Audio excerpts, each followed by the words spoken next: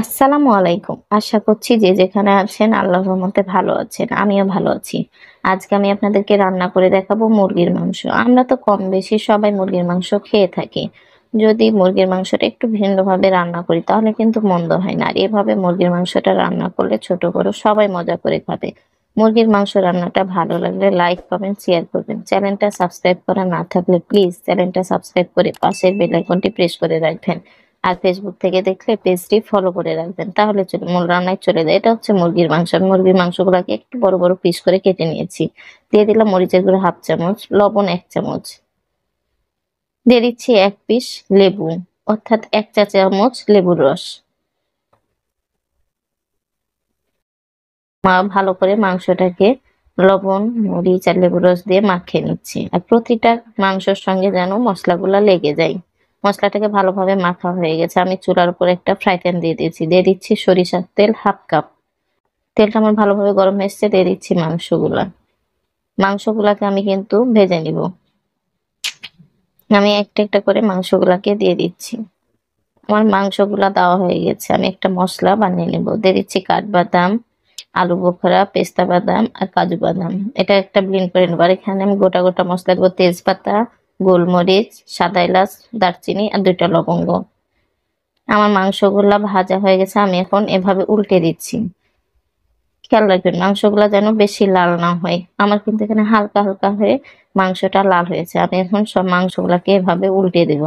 আর অবশ্যই তেলটা যখন ভালোভাবে গরম হয়ে আসবে তখন মাংসগুলা দিবেন, তাহলে কি ফ্রাই প্যানে লেগে যাবে না। আমি প্রতিটা মাংসকে এভাবে উল্টে দিচ্ছি। আর অবশ্যই জালটাকে মিডিয়াম রাখবেন। হাই হিটে রাখলে মাংসটা সহজেই পুড়ে যাবে।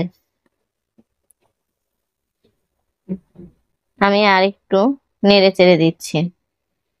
যে সাইড গুলা হয়নি সেগুলো তাহলে সুন্দরভাবে মাংসটা ভাজা হয়ে যাবে।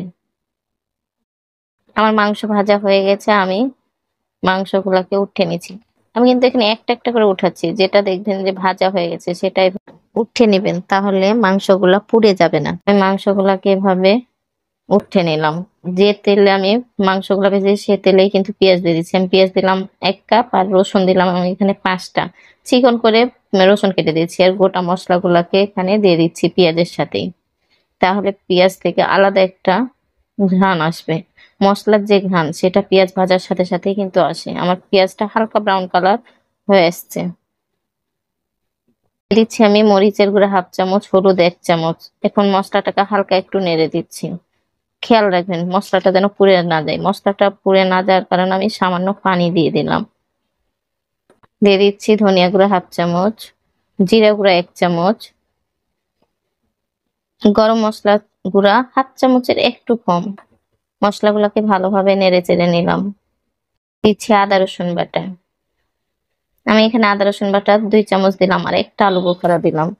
এখন মশলাটাকে ভালোভাবে কষাতে হবে। দিয়ে দিচ্ছি লবণ 1.5 চামচ। সামান্য পানি দিলাম যেন মশলাটা পুড়ে না যায়। আর অবশ্যই জালটাকে মিডিয়াম আঁচে রাখবেন। আমি এখানে টমেটো সস দিচ্ছি 2 চামচ। তাহলে মাংসটাতে আলাদা একটা টেস্ট আসবে। একটা মিষ্টি মিষ্টি ভাব আসলে বাচ্চারা কিন্তু খুব মজা করে খায়। একটু ঝালও থাকবে আবার মিষ্টিও থাকবে। আমার মশলাটা থেকে যখন তেল বের হয়ে গেছে তখন আমি মাংসগুলাকে কিন্তু ঢেলে দিলাম। মাংসটা ঢেলে দেওয়ার পরে ভালোভাবে নেড়ে দিতে হবে। ঢাকনা দিয়ে ঢেকে দিলাম। 5 মিনিট পর ঢাকনা উঠে মাংসগুলোকে আবারও ভালোভাবে নেড়ে দিচ্ছি। আর অবশ্যই এভাবে মাংসটা রান্না করে কিন্তু পোলাওয়ের সাথে বা রুটি, পরোটা, সাদা ভাত সাথে খুব মজা লাগে। গুলাকে বেটেছিলাম সেগুলোকে কিন্তু দিয়ে দিয়েছি। আর বাদামগুলোকে আমি মোলাম ভাবে বাটিনি। দিয়ে দিলাম চিনি 1/2 চামচ। এখন ভালোভাবে মাংসটাকে নাড়িয়ে দিচ্ছি। 1 চামচ গুঁড়া দুধ গুলিয়ে পানিটা দিয়ে দিলাম। মাংসটা ভালোভাবে কষা হয়েছে তখন আমি কিন্তু পানি দিয়ে দিলাম। যে যেমন কারি খাবেন সে সেভাবে পানি দিবেন। আমি এখানে কিন্তু খুব মাংসে ঝোল বলেন বা কারি বলেন রাখবো না। আমি মাংস বরাবর পানি দিয়েছিলাম। যখন ফুটে গেছে তখন দিয়ে দিচ্ছি কাঁচা মরিচ আর লাল মরিচ গোটা গোটা। আপনারা যদি ঝাল খেতে চান অবশ্যই একটু মাঝখান থেকে কেটে দিবেন। আবারও ঢাকনা দিয়ে ঢেকে দিলাম। 2 মিনিট পর ঢাকনা উঠে আবারও নেড়ে দিচ্ছি। আমার কিন্তু মাংসটা প্রায় হয়ে এসেছে। আমি ঢাকনা দিয়ে রেখে দিলাম, আর ঢাকনা দিয়ে 5 মিনিট দমে রেখেছিলাম। তো এখন একটা সার্ভিং বাটিতে উঠিয়ে নিচ্ছি। মাংসের কালারটা খুব সুন্দর এসেছে না? আর গ্রেভিটা দেখেন কতটা ঘন।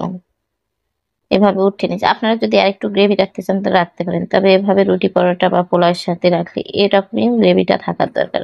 এটা হচ্ছে ফাইনাল লুক। আশা করছি মুরগির মাংস রান্নাটা ভালো লেগেছে। ভালো লাগলে লাইক কমেন্ট শেয়ার করবেন। চ্যানেলটা সাবস্ক্রাইব করা না থাকলে প্লিজ চ্যানেলটা সাবস্ক্রাইব করে পাশের বেল আইকনটি প্রেস করে রাখবেন। তাহলে নতুন রান্না আপলোড করার সাথে সাথে নোটিফিকেশন চলে যাবে। আর আমার চ্যানেলে যদি নতুন হয়ে থাকেন প্লিজ চ্যানেলটা সাবস্ক্রাইব করবেন। অবশ্যই কমেন্ট করে জানাবেন মুরগির মাংস রান্নাটা কেমন হয়েছে। আল্লাহ হাফেজ।